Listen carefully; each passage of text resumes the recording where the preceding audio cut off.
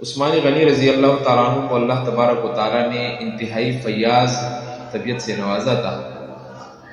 انفاق سے فی سبیل اللہ کے بارے میں وہ حد سے بڑھ کر گزرنے والے تھے۔ غزوہ تبوک کے موقع پر انہوں نے نبی علیہ الصلوۃ والسلام کی خدمت میں 1000 دینار کا ہدیہ پیش کیا۔ 1000 دینار کا اگر موجودہ دور میں حساب لگایا جائے تو ایک دینار تقریباً 4.374 گرام کا ہوتا ہے۔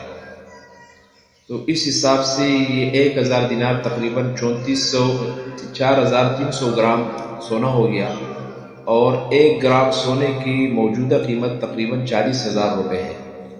تو اس حساب سے اگر دیکھا جائے تو 1000 دینار کی قیمت تقریباً 17.5 کروڑ روپے بنتے ہیں، جو انہوں نے صرف ایک موقع پر مسلمانوں کے اور مجاہدین کی مدد کرنے کے لیے عطیہ کر دیا تھا۔